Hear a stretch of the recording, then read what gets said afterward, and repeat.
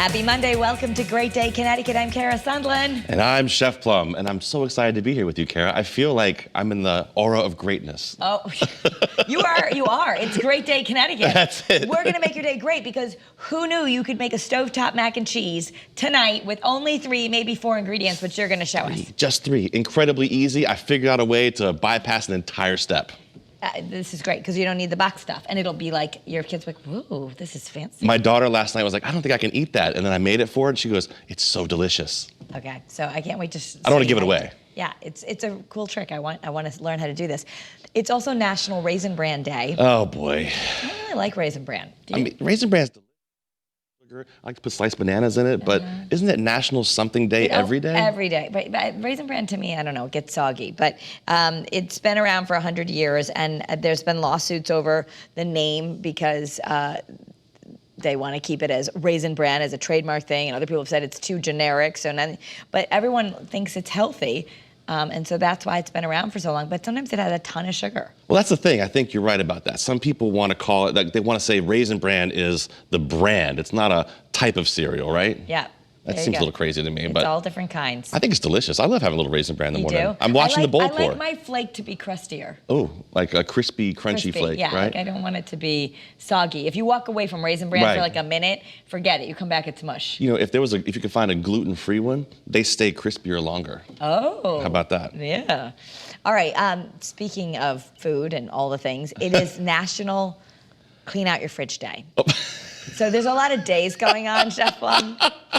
Yes, it is. So I guess today, you know, we're actually on this. We're going to do a Great Day Connecticut investigation. How do you get a national day? Absolutely, because we need to have National Great Day Connecticut Day. We need that. That's an idea, right? But every day we look at there is a National Day calendar, and there's a lot of things on it. I mean, do you petition Hallmark? Who's in charge of this? Oh, speaking of Hallmark, if it's on again, it's a holiday in Harlem. My old house in downtown Hartford is featured in a Hallmark movie. Oh, wow. So we as a family, I tried it on Sunday. I'm like, you guys, we got to do something as a family day. So all 4 of us, we made our kids watch the Hallmark movie. You made your kids sit through a Hallmark movie? Yeah. Helena's like, Mom, this is really predictable. I think I know what's going to happen. I'm like, that's the best part about a Hallmark movie. But you can see right on all the brownstones on Capitol Ave in downtown Hartford, that's where they shot it. Oh, wow. And so our old house, they were like in it, we're like, look, that's your old house. That's so funny. And I think I'm more upset that you made your kids sit through a Hallmark movie. It's nice and wholesome. You can't have anything. But do they still talk to you afterwards, like your kids? Yeah, they wanted to use their phones a lot. Yeah, I guess so. TikTok is way more exciting than Hallmark Channel movies, that's for sure. All right, and actually they're getting ready to rehearse for the Macys Day Parade. They had a pre-flight rehearsal on Saturday for all the big balloons. So that's really awesome because I believe it was, for the pandemic, they took a year off. So I mean, I love the Macys Day Parade. Nothing sets off holiday season for me more than seeing these giant balloons in the air. Have you ever gone? I have. Is it great? It's a lot of people. Yeah, and then if you don't have a good place to be, I don't know. Yeah, I was on a hotel pretty high up and we could see, but I'll tell you what, when you see how big these things are in person, it's really remarkable. And the amount of people it takes to carry them and keep them on the ground and control them, it's pretty nuts. I think it'd be cool to go 1 year, as long as you have a good setup where you can stay somewhere, at the hotel or something. Yeah, They're not on a street corner. Right. And this year's parade included a baby Yoda, a Pikachu, a Ronald McDonald inflatable.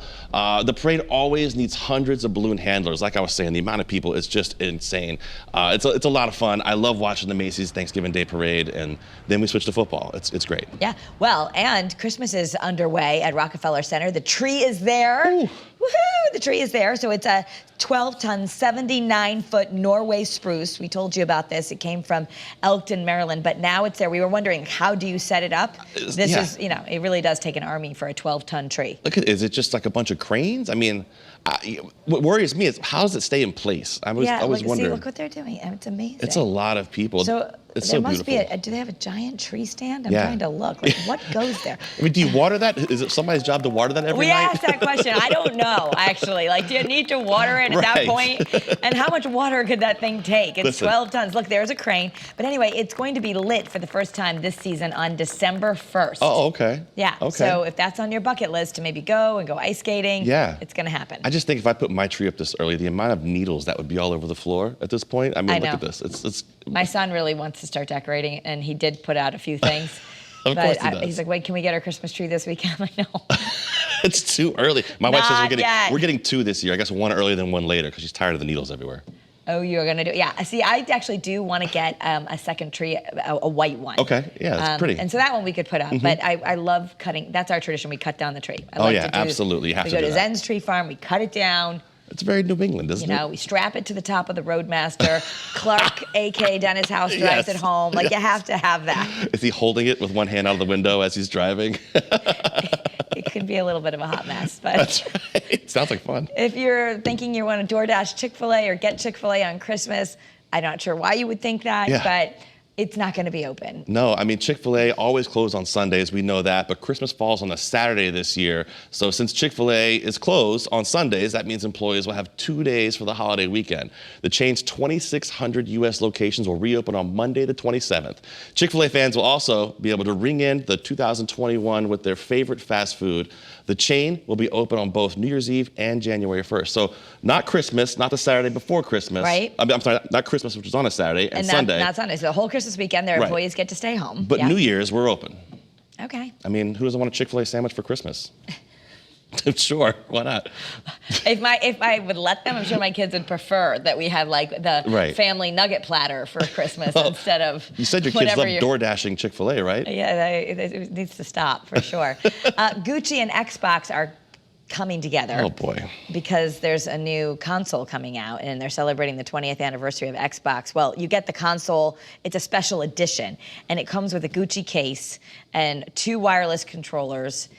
And is that the best font they could come up with for that box? It's a Gucci handbag, it looks like, for your Xbox. I guess the Xbox comes in like a carrying case. This is a little extreme. But I mean, it's the font is like, what is that, New Times Roman? I have seen some of the fancy Gucci purses now. Just have like some neon splash on it, so it must be their style. Okay. Well, listen, if you want a Gucci Xbox, now's your chance, right? How about that? I mean, these things are going to be expensive Something too. for everyone. It's $10,000. Oh my goodness. Are you serious? So if your kids are asking, the answer's no. All right. Britney's free. She's free. The conservatorship is over. That makes me so happy. That happened in Los Angeles. The judge ended it. It was expected that this would happen. So the whole movement, it's now free. They say there'll be a safety net in place just for her finances and personal care, but she no longer has someone who is her conservator. Oh, she's a grown adult. I mean, granted, it's Britney Spears, but she's a grown adult. She should, be able to... Well, at some point, accountability, right? I mean, so if can't she be accountable for her own mistakes? We all make mistakes in life. You would think so. So I guess that's the question, is if she's functioning and she can perform and she can have children and she can make a decision to be engaged, then, I agree. I think Britney's going to constantly always make money too, because how many times when you're driving is "Hit Me Baby One More Time, Come On," and we all turn it up. You don't want to admit it. Everybody does it. We all turn it up. And we just, for sure. One more time, and we just start dancing a little bit. The little jazz hands up. Maybe it's just me. You got to do the hands. Oh yeah, we got to do the hands like this, right?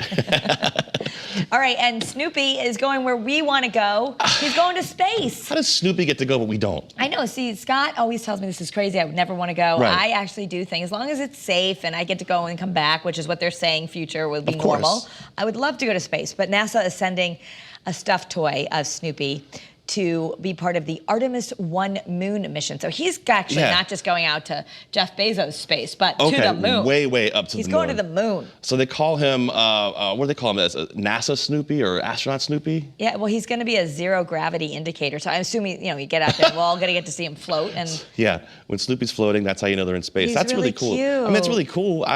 But I don't know, if Snoopy can go, I think we should be able to go. I mean... What a great story that would make for Great Day Connecticut.